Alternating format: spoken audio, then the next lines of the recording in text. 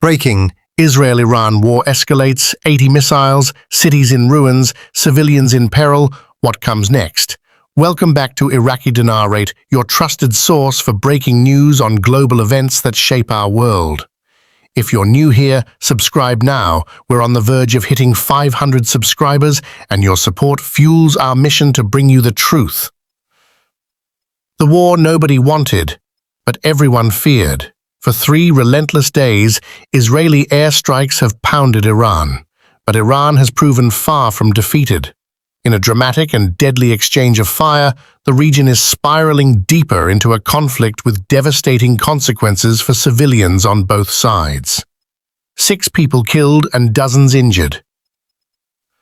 When an Iranian missile slammed into a residential block near Tel Aviv, the heartbreaking images of rescue workers pulling survivors from the rubble have shocked the world. 80 ballistic missiles launched at Israel in one night.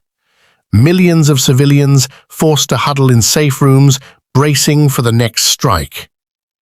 In Iran, Israeli jets are pounding key targets, including oil depots, refineries, and even shopping centers. Critical national infrastructure is in flames, choking the economy and threatening to cripple Iran's war machine.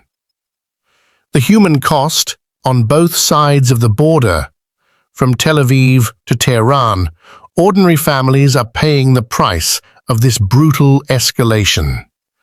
Streets scarred by missile impacts, homes shattered, lives lost. The damage is immense. Windows blown out, buildings gutted. The injuries are heartbreaking.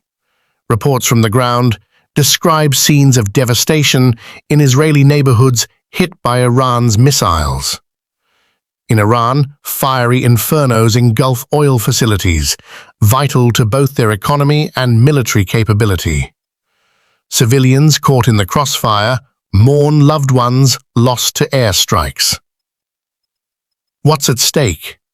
A region on the brink. Israel's Prime Minister Benjamin Netanyahu has vowed Iran will pay a heavy price for civilian deaths. President Isaac Herzog has called on the G7 and global allies to unite behind Israel in preventing Iran's nuclear ambitions. If you want to stop the nukes, you better work with us, Herzog urged as the G7 prepares for an emergency summit. Meanwhile, Iran's foreign minister insists, "We are acting in self-defense. This is our right under international law."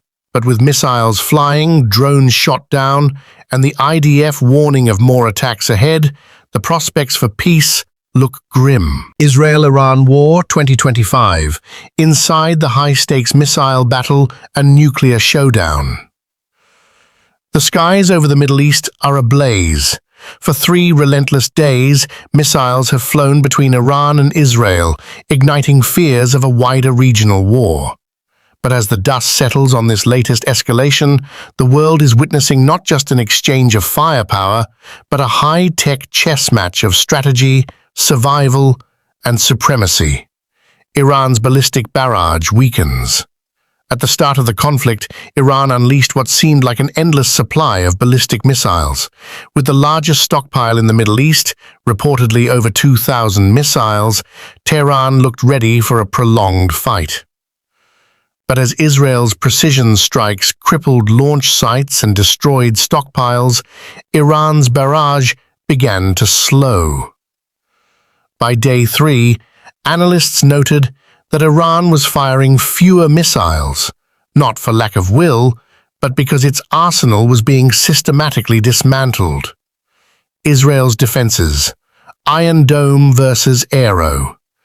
Israel's famous Iron Dome, celebrated for shooting down Hamas and Hezbollah rockets, finds its limits against Iran's supersonic ballistic missiles.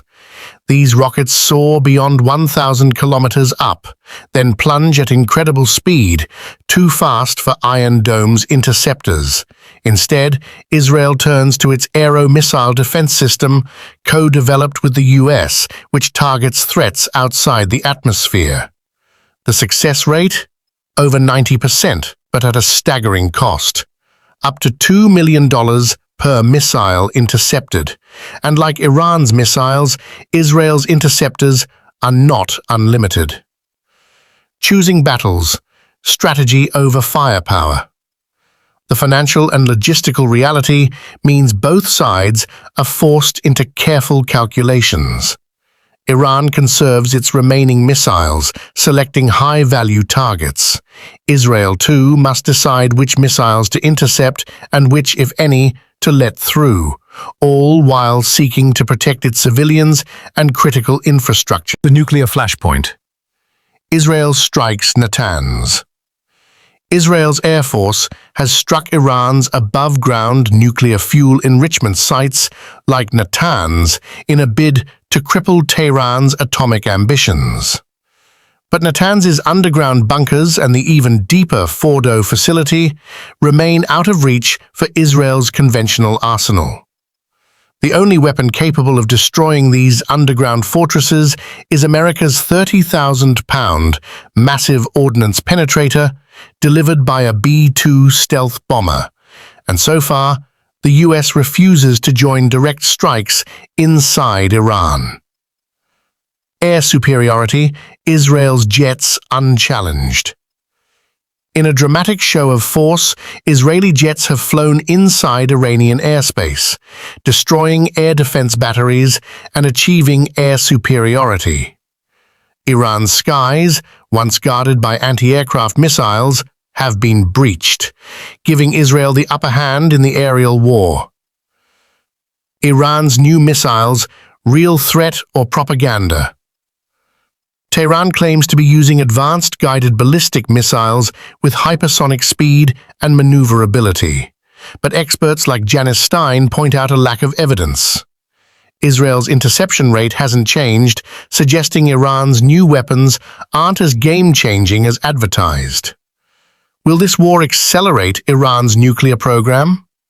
Could Israeli strikes force Iran to abandon its nuclear ambitions, or push it to build a bomb faster?